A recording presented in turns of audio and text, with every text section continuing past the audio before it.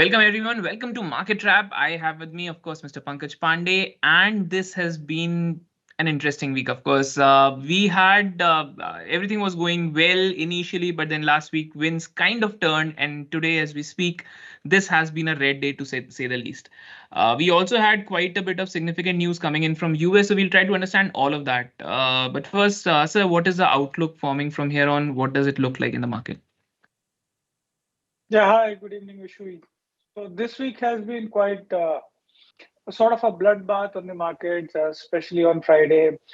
And Indian markets have corrected 2.5% for this week. And this is in tandem with what you see for global peers. And this volatility has obviously been triggered by the reciprocal tariff announcement, which has impacted a lot of economies and sectors.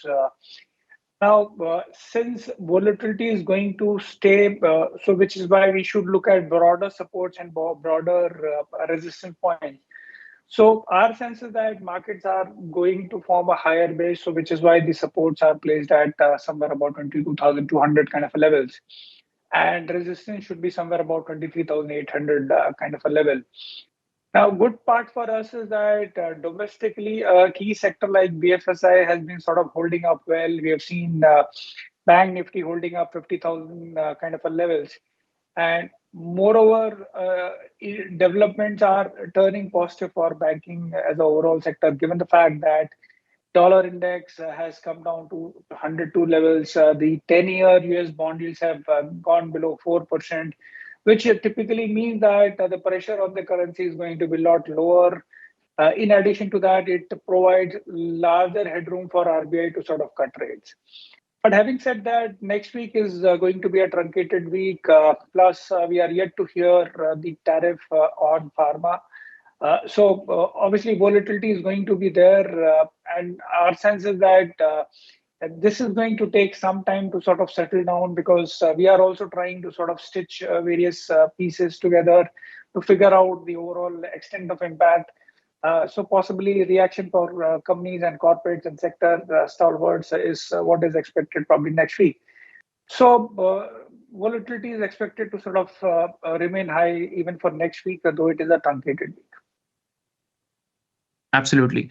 Let's discuss the sectors for a bit, sir. The impact of this news on the sectors.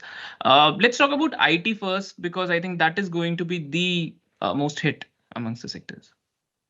Oh, yes. So while there are no reciprocal tariffs as such on IT, but IT gets impacted because now it is largely certain that US is going to experience stagflation, which means that higher inflation and no growth. Which obviously will have impact on the potential client level budget. So you'll see cuts are there. And on top of it, a lot of Indian IT companies have been sort of undertaking large transformational projects. And that required a decent amount of hardware as well. So all that will become expensive. And it is very much possible that some of these deals may take even more longer to sort of close. Now, to put it into numbers, see, overall in Q3, the IT company said that FY26 is going to be better than FY25, and FY27 is going to be even better than FY26. Now, all that is now sort of out of the window as of now. So, overall sense is that whatever recovery is expected only in FY27, and FY26 at best is going to be as similar as FY25. So with that in perspective, IT is the most significantly impacted sector. I think at this point in time, we are seeing decent amount of correction across all stocks, and this is not a time to sort of do cherry picking in IT. Although the index has corrected 28%, but till the time the news flows do not sort of subside, or we have clarity in terms of how badly hit the US economy is going to be, IT is one of the few sectors one should stay away from. Right. Next up in line is pharma, which also showed an interesting trend. I think initially they were prevented, but then today on Friday, they also saw some beating. Oh, yes. I think US has revealed possible tariffs for pharma, and it is going to come in near future. Now, this obviously has turned the overall mood in the pharma sector sort of negative. But I think it is very important to sort of look at the hard facts. So from a number perspective, Indian pharma exports are somewhere about $9 billion, whereas what we import from US is about $800 million. So on these $800 million, typically we levy a tariff about 10% on 400 or half of the worth of imports. Now, from a volume perspective, for generics, India accounts for nearly 40% of the generic pharma volumes. Now, Indian players are not sitting on that kind of a high margin that if you're putting such an amount of tariff, players are going to sort of take a price cut. So good chances that this is going to be passed on to the end consumer, and which again would have implications for US. So pharma, while yes, there is an element of uncertainty in terms of the quantum of tariff, but our sense is that largely you really do not have too much of an alternative. So both India and China are the only two places where you can source generic medicines from. And then there is already a drug shortage going on in US. So while let's wait for the tariff to be sort of announced, but our sense is that pharma relatively is going to be lesser impacted. I really do not subscribe to the kind of price erosion what we have seen today. But yes, anxiety is definitely high. But our sense is that relatively pharma will attract lower tariff. Right. How about auto, sir? Because I think auto has also been a sticky point in the commentary. Oh yes. So what has happened is that for auto, we have already seen 25% kind of a tariff on vehicles which are sort of imported or the components.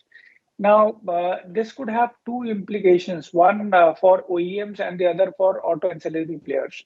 Now, for auto ancillary players, you have companies in the forging space, the likes of, say, Bharat Forge. 40% of their standalone revenues are coming from US, or you have companies like, say, Ramakrishna Forging, 30% of their revenues come from there. Similarly, you have in the transmission side, you have something like Sona BLW Precision. So 43% of their revenues come from them. So on top of it, you have other companies like, say, Balkrishna Industries, which is into off-highway tires. So their revenues are at about 16 odd percent. Suns are at about 10% of their revenues. Now, all these companies will definitely get impacted. Not saying that overall you are going to see impact, because see, typically we also need to look at the bigger picture. So all your competing geographies are attracting higher tariffs. So that way, it's relatively positive, but on an absolute basis, definitely is sort of negative. So for ancillaries, the overall exposure to US is higher, and which is where the impact will be more. From an OEM perspective, I think Tata Motors is the most impacted segment. But good part for Tata Motors that for UK, the US has levied a softer tariff of about 10 odd percent. So from that perspective, it is going to be relatively less impacted. And then, so while US is a good market or a big market for a company, for Tata Motors, especially for JLR, because 1/3 of their sales come from there. But our sense is that since you have put softer tariff on UK, so overall the impact is going to be lesser than what the price has already seen a correction, and which is why we have come up with a buy rating on the stock. The other stock is Royal Enfield. It gets about 8%. It has got about 8% kind of a market share in a middleweight motorcycle category. So again, not a segment or not a company which is going to get impacted significantly. But I think auto ancillaries is something which will have negative implications, whereas OEMs, I think, are relatively a lot more better placed. Right, sir. What about metals, sir? Because that is also interesting. While they were not exactly taxed more, but they also saw some beating today. Oh yes, so metal index was down about 4-5% odd, largely again tracking the overall global weakness. Now, what we have already seen is that the base metals are already subject to 25% import duty, and then reciprocal tariff has been sort of exempted on something like steel and aluminum. So 25% of the duty still stays. Now, from a India-US trade perspective, we export only 2% of our production to US in steel, and about 10% on the aluminum side. So it's not really much of an exposure which we have got. I think the challenge with metal is always is that China, which produces 50% of the overall commodity, how significant amount of dumping are we going to see? So that is the biggest fear the industry is sort of carrying, and that is why I think metal is still sort of or has taken a good amount of hit, especially on Friday. I think the one way to sort of look at it is that 12 to 15% kind of a safeguard duty, but eventually I think we'll have to speed up the probe and come up with an anti-dumping duty, which really protects the industry. Till that time, I think metal stocks could remain on the edge for some time. Right. Let's talk about textile sector. So what do you see the impact there? So on textile, see, you have China, you have Vietnam, and you have Bangladesh. So these are the top three textile exporters, and this is followed by India.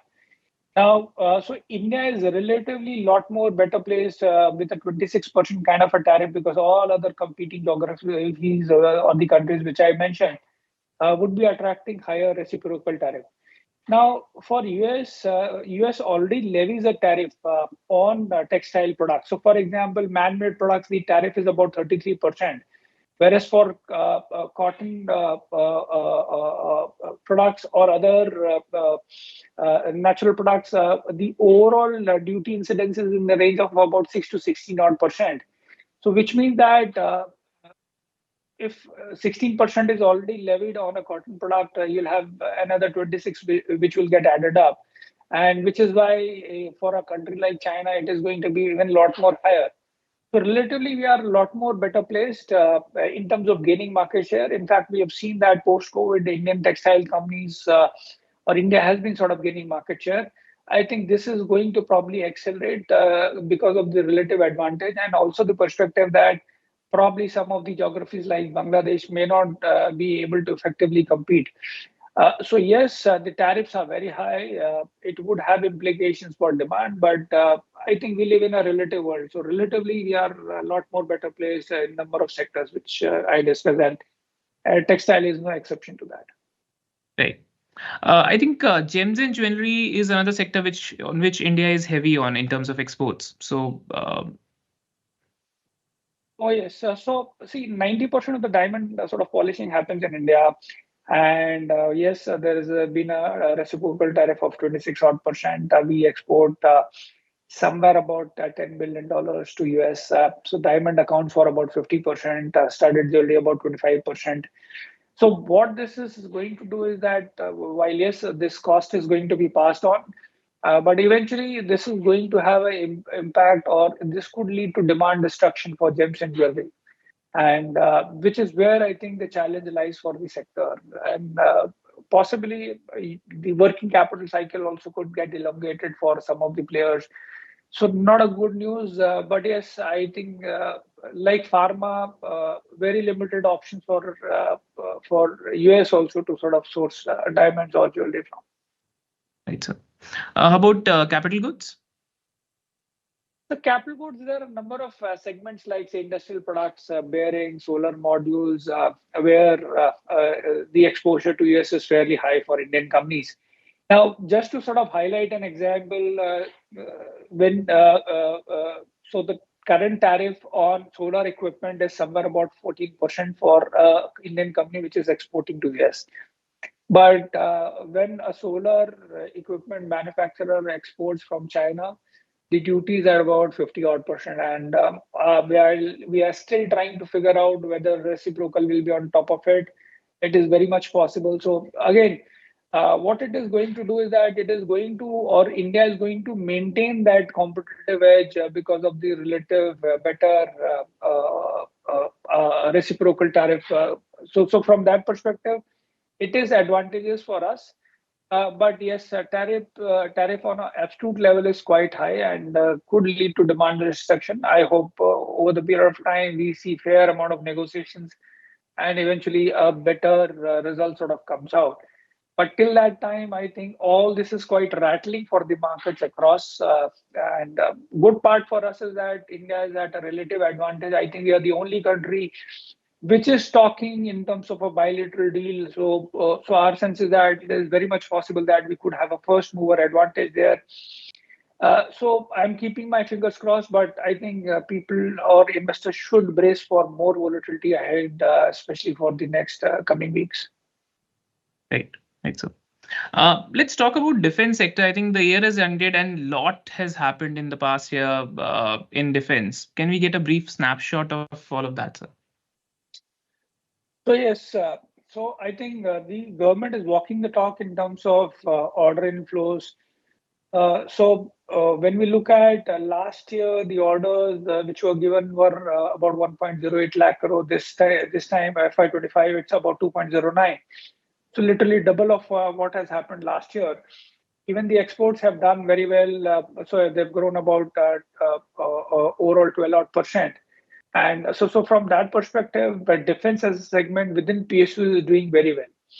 Now, a lot of companies do come up with annual numbers or provisional numbers. So, so from those provisional numbers, when we look at for Bharat Electronics, what the company is saying is about 16% kind of a growth.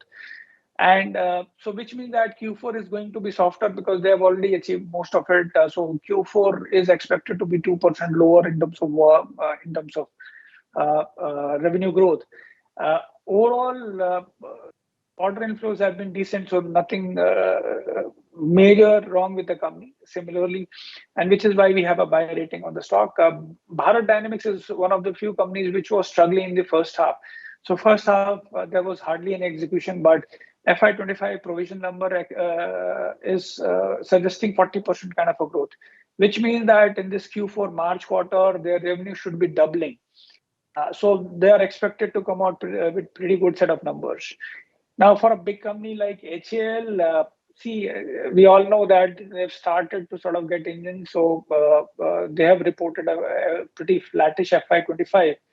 So again, Q4 revenues are expected to be down. But I think the story for HAL starts now because the execution will pick up in FY26 and 27 since they've started getting engines. And another good part for HLS is then they have received orders of about 1.2 lakh crore this year. So from that perspective, order inflows, once it is put into execution, I should lead to better revenue growth. And which is why we have revised the target prices for HL as well.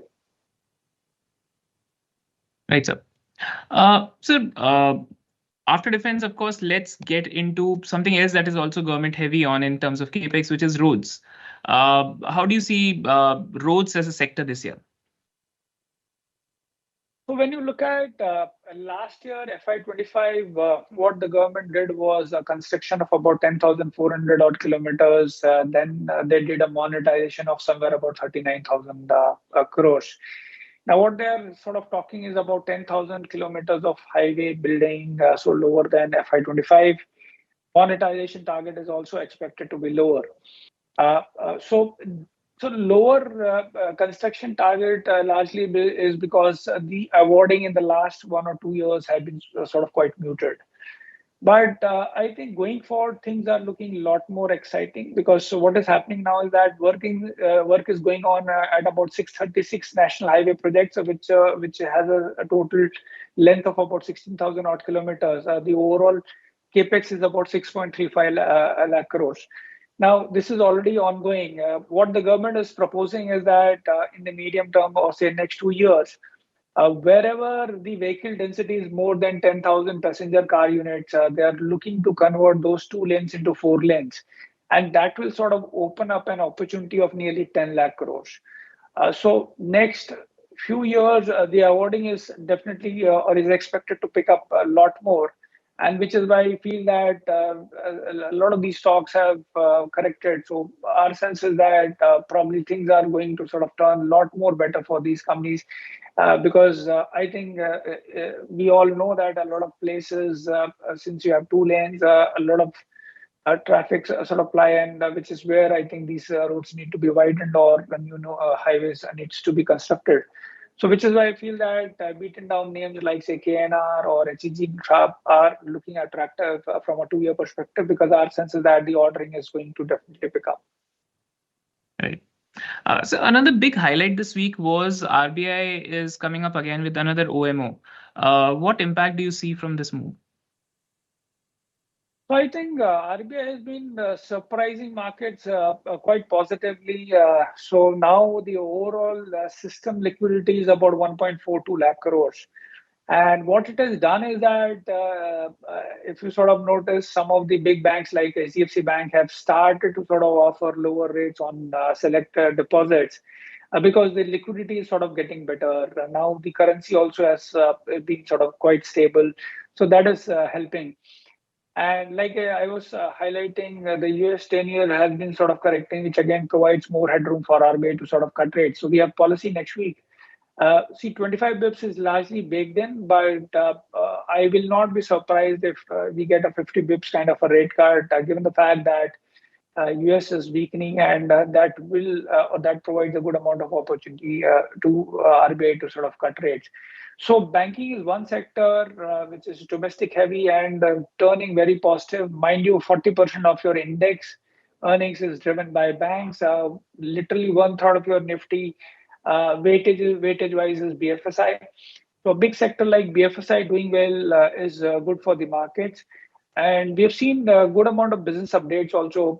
So for example, you have some of the companies like say IRDA, which has been talking of higher growth, especially in the renewable energy side. So they have done a very well, a good growth of 28 odd percent. Bajaj Finance continues to sort of do well with a 26% kind of a AUM growth. Now, within banks, I think what we have seen is that HDFC Bank, now advances growth was definitely not expected to grow very high. So it has grown at 5.4%, but the deposit growth has been pretty robust at 14 odd percent. So they're correcting the CD ratio, which is now come down to about 97. So that's a sort of a positive development. Then I think some of the PSU banks, like say Bank of India or Bank of Baroda, while the overall credit growth in the system has been about 11%, but these banks have grown at 13 to 13.5%. So positive from that perspective. And I think the other thing to sort of highlight is that in Q4, since the cost of deposit was high, there was an expectation, or our sense is that we would be seeing a margin dip of 3 to 10 odd bips. But since RBI started to take a lot of these measures, so the margin erosion is going to probably stop. And that is a good news for a big sector like banking. So I think things are shaping up very well in a big sector like banking. Absolutely. Well, that was it this time. Thank you so much, Pankaj sir, for your time and insights. We'll be back next week. Once again, thank you so much for watching, everyone. Thank you so much. Investment in securities market are subject to market risk. Read all the related documents carefully before investing.